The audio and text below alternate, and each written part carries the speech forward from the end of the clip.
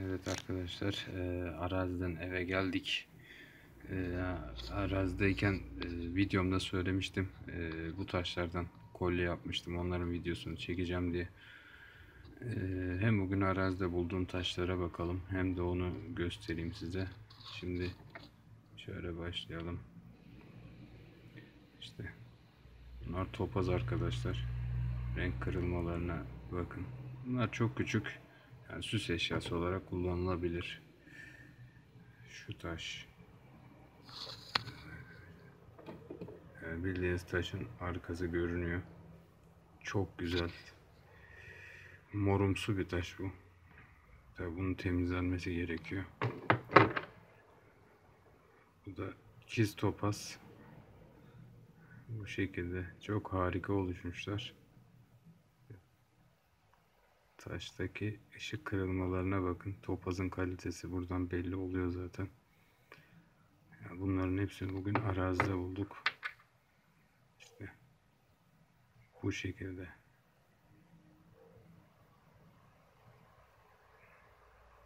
Taşı görüyorsunuz arkadaşlar. Yani taş değil de bunlar, ben hiçbir zaman bunlara taş diyemem. Bunlar kristal arkadaşlar, bakın.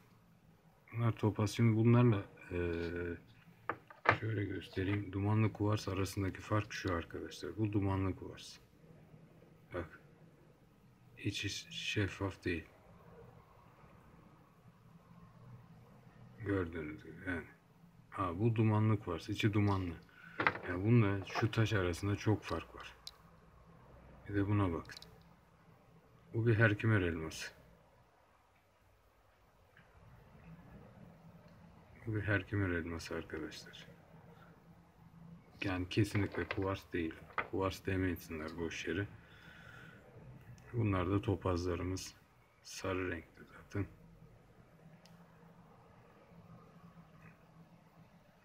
İçindeki ışık kırılmalarına iyi bakın. Yansımalara.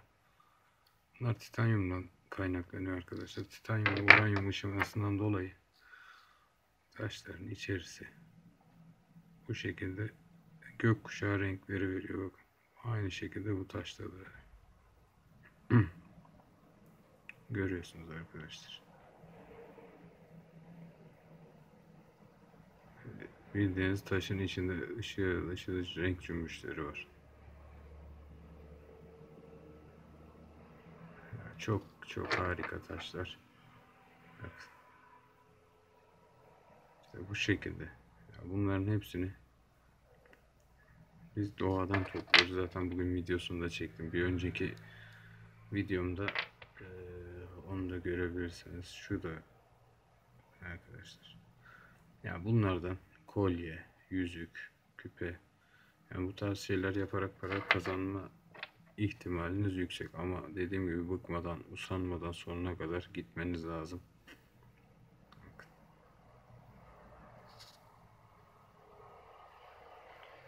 Şunlar da büyüklerimiz. Tabi bunlar dediğim gibi hani temizlenmesi lazım. Arkadaşlar bakın, ya bu temizlenmediği halde arkasını görebiliyorsunuz. Yani bir dumanlı kuvars değil.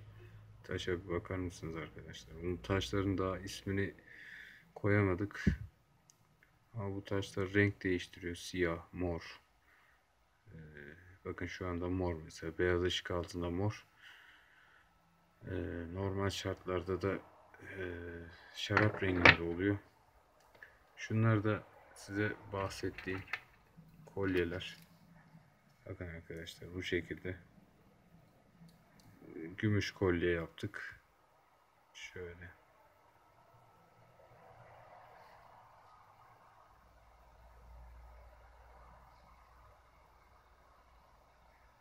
Taşı görüyorsunuz arkadaşlar, nasıl ışıl ışıl taş. Yani insanın gözüne oluyor. Bakamıyorsunuz bile bazen taşa, o derece. Şimdi bu da arkadaşlar, şimdi bu taşa dikkatli bakın. Bu bir garnet. Bu almandin. Bakın. Şimdi bu almandin. Bu şekilde simsiyah duruyor taş.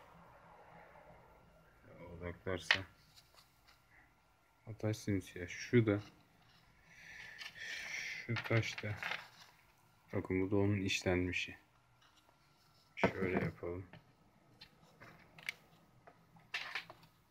Onu size göstermeye çalışacağım da bir elinde video çekip bir yandan da göstermek zor oluyor.